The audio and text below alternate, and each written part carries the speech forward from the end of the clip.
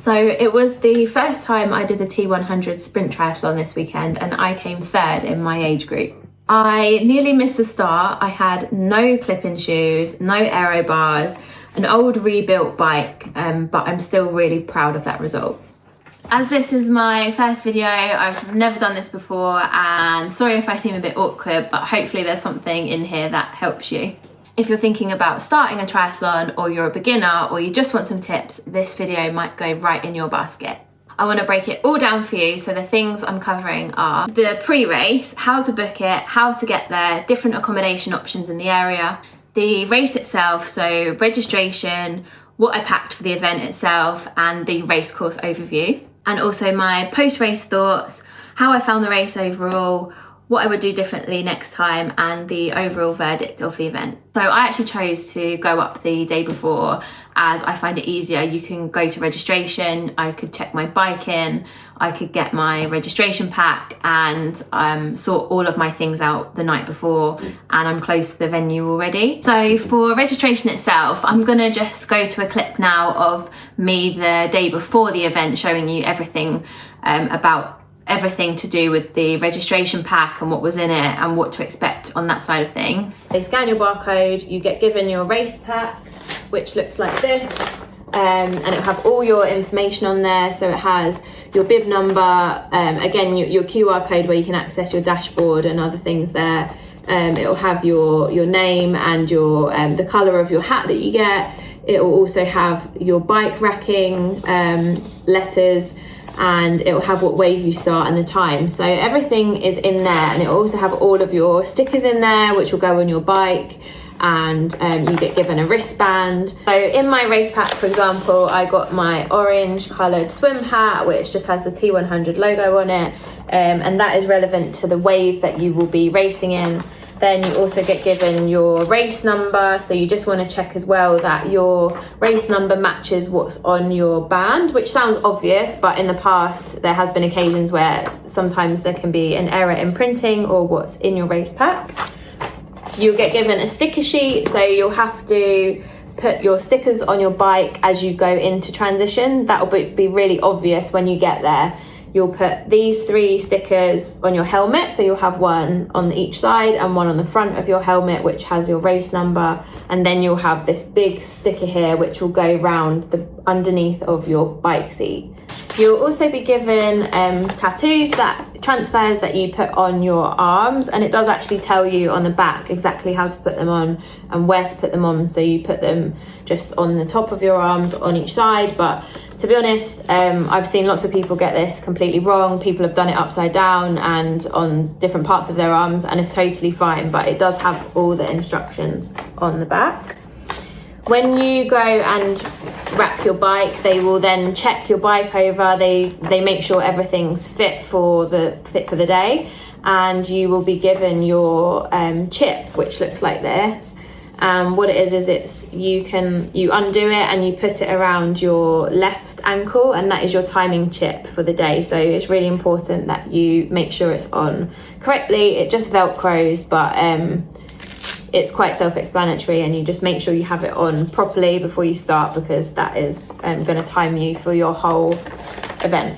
This is the bag that I got given as I came in, and it's really nice. It's got the T100 logo on it. It's just a black drawstring bag, which is specific for the Sprint Triathlon, and you get given a really nice Velcro badge which has the T100 logo on it as well, and you can just stick it to your bag, or you can stick it to another bag if you've got a rucksack where you can stick it on as well. I wanted to show my kit for race day. So I've got the wetsuit here for the swim because it's wetsuit compulsory. Then I've got my goggles. I brought a spare swimming hat, even though you do get given a hat in your race pack. I've got a bright mini towel, which I would recommend having a bright towel so you can easily see where you're going in transition. Then when you come out, obviously you'll be putting on you'll have your tri-suit underneath. So I have my tri-suit here. I have my race belt, which will have your race number on it that you attach here with the drawstrings. Underneath my tri-suit, I like to wear a sports bra because I don't find a tri-suit supportive enough. I have my running glasses, or cycling and running glasses to help because it's going to be a sunny day. And then I also have my socks because I prefer to wear socks with my shoes. I know not everybody does, but for me that's preference. And my running trainers, and I don't have separate cycling shoes because I'm not that advanced yet and I like to do everything in my running trainers. I wanted to talk about a couple of things that I picked up from the merch after I had got my race pack.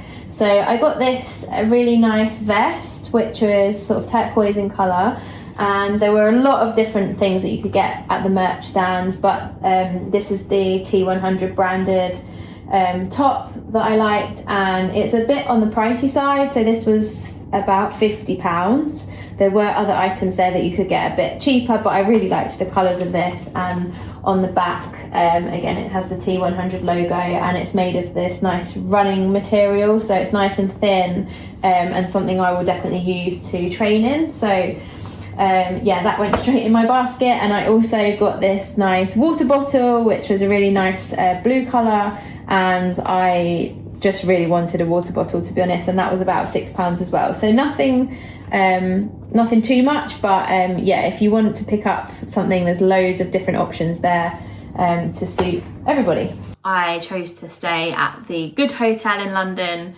which was a little bit on the cheaper side compared to the other hotels nearby to the XL itself. But the only downside was it didn't have any parking available there, and I chose to drive to the XL for the reason of being able to easily put my bike in the car and just be able to pack up easily afterwards. I did find parking at another hotel, which was at the Holiday Inn Express, and that was on the other side of the XL, which ended up being quite expensive at £33 for overnight. So probably in hindsight, I would have chosen to just stay at the Holiday Inn Express itself, or the hotels nearby, which were the Doubletree Hilton or the Premier Inn, as they also have parking options available, and the difference in price probably wouldn't have made a difference in the end. I chose to stay in the Good Hotel and parked in the Holiday Inn Express, which is on the other side of the XL.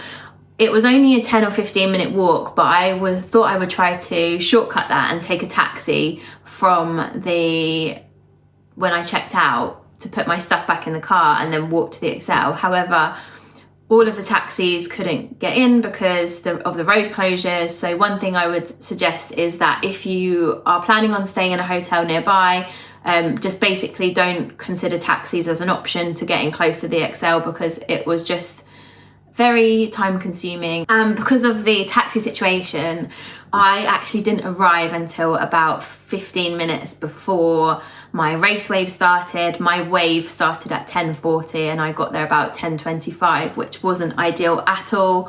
I was very flustered turning up, and they do actually recommend that you turn up half an hour before the event starts. And the good thing is you can still go into transition at that time. You can go and put the rest of your things in there. So for me, my bike was already wrapped in there the day before, and it just meant I could go there and put my towel, get my hat and goggles ready, also put my trainers and socks in there, and just anything else, my water and some nutrition there. So I managed to go and put all my things in transition. Then because the swim is wetsuit compulsory, due to the nature of Victoria Dock itself, I had to quickly get out of the transition area and find where the rest of my wave was. So it was a very stressful start, and I almost missed the race briefing because when I finally got my wetsuit on, I had to rush round to the corner where the rest of the orange hats were, and they were going through some safety things to do with the start and the swimming course itself. Fortunately, I got there just in time. I had my wetsuit pulled up halfway, so I was still trying to put it on whilst they were going through all of the briefing. But it did mean that I didn't really have enough time to sort of mentally prepare what I was starting the race. So I would recommend getting there in plenty of time so you can really organise your things, organise your thoughts, and really think about the race ahead of you. So the course itself was a 750 metre swim, and after the race briefing you get walked down to the dock and you get set off in as a rolling start. So every 3 seconds they will line you up and each person will go. Then entry into the water was almost like a ramp into the water, and it wasn't slippy at all. I wondered if I was going to sort of slip into it, but it wasn't. It was nice and grippy, so you could just sort of walk your way into the water and then dive in. The swim course was 1 lap, and all of the buoys are really clearly marked out. They're in bright red and also yellow, so you can really easily see them when you're sighting. You do go in a rolling start like that, you just have to be a little bit aware of other people starting. There's 2 other people that will start at the same time as you, so you just have to be a little bit aware that there's other people around you. You go in a loop round, and we actually did catch up with the wave ahead of us, and there was somebody at the end of that wave who was doing breaststroke, and whilst he was underwater I didn't actually see him, and I ended up swimming over the top of him whilst he was underwater. So I would just be mindful that there's lots of other people around, and at some stages I know from previous experience it can get a bit chaotic with other people, so just try to make yourself aware of what's around you as well. Getting out of the swim was okay. It was sort of a ramp out of the swim as well, so it was grippy, so you could easily get out. There's also railings as well on the side if you need to hold on, and there were a couple of helpers as well standing nearby if you needed an extra hand. Then when you get out of the swim, you sort of run on a mat, so it isn't on the concrete or anything, and then you go up the stairs into transition. As you exit the water as well, they actually make you take your wetsuit off and your hat and goggles, and you have to put it into, they give you a plastic bag, someone's standing on the side there, and you quickly whip off your wetsuit, your hat and goggles, basically all of your wet stuff to put into the plastic bag, which you then carry with you into transition. And then when you run into transition, you try to find all of the bikes are racked according to the letters, so you will run in, find the letters of where your bike is racked, and hopefully you've got a nice bright towel on the floor so you can easily find your position, because when you get there on race day, there's so many bikes there that it can be really hard to find. So 2 laps on the bike, you'll run out with your bike. There's a specific part where when you run out of transition, you will get to a part where it says mount here, and there'll be somebody there as well to tell you specifically where you can get on your bike. They don't let you get on it any earlier than that. You have to make sure you've crossed the line before you mount it. The bike route itself I thought was really nice. This is the first time I've done a bike route where there wasn't any traffic around because all the roads are closed, so it was really nice not to have to worry about any cars or anything, and the roads were relatively smooth, so it was really nice to cycle around. There were very minor inclines on the route, and as you're doing 2 laps, it's nice because the lap comes in towards the Excel building again, and you get the crowd there, which was really nice to hear everybody cheering and shouting your name, because you have your name on your race vest, so that was really good atmosphere. When you finish your bike segment, you again, there's a specific line where you have to dismount from your bike, and you'll have to run back into transition, and you'll re-rack it exactly where you took it off. So again, you'll find the letters of where you've racked, and you pop your bike back on, you grab your things that you need for running, and you'll run out exactly the same way as you did, the same exit as you did for the bike. There's lots of helpers nearby, so they tell you exactly where to go, and I thought that was a really good part of the event itself. Was if you were ever confused at any point, generally there was somebody there to direct you into the running route. It's 2 laps again, so you will run out. The course is all really well labelled, as well as there's lots of other people there at the same time, so you can generally follow where somebody else is going. And the crowd there was so good, and the music was so loud that it really picks up your mood as you're going around. There were lots of aid stations en route. Again, people were so good at helping and handing out water and different things on the course, so you could either sip the water or pour it on you. They had big bins available there that you could just throw your cup into, or somebody said if you miss, or if you throw your cup onto the floor, they can they'll pick it up for you. So there was no like penalty as such for throwing your cup on the floor. There was a very slight incline on the run, which wasn't too steep, but if you're already tired after the swim and the cycle, it's just worth noting that there was a very small incline. And then on the second lap, actually, there were on the aid station, it was quite a warm day and I wanted to cool myself down, so I was as I took water, I was just pouring it over my head to try to cool down my core body temperature. And I didn't realise, but somebody was actually giving out cola in a cup, and I took that and I poured it over me, but it was too late at that point. He was already shouting like, no, here's water, but I'd already thrown it over me. So I just carried on and my hair just got very sticky. But it was fine. Then as you are running back into the XL, it's really cool. You have so many spectators there. Everyone's really cheering. The crowd was really good. And one thing I would say was, as soon as you run into the XL building, it feels a lot longer than you might think, because you have to run like a lap around it before you get to the finish line. So I was really pushing hard on the last part. I heard somebody that I knew in the crowd shouting that I was coming in third place for my age, so I just really managed to try to hold on as long as possible until I could get through the finish line. But the crowd there really made it possible to hold on. So when I finished, it was an absolute relief. I felt really tired, but I was just happy to have completed it. And I only ever went into this event thinking, I'll try on the swim and the run and just see how the bike goes. So to hear I had come in third place for my age group was a complete surprise.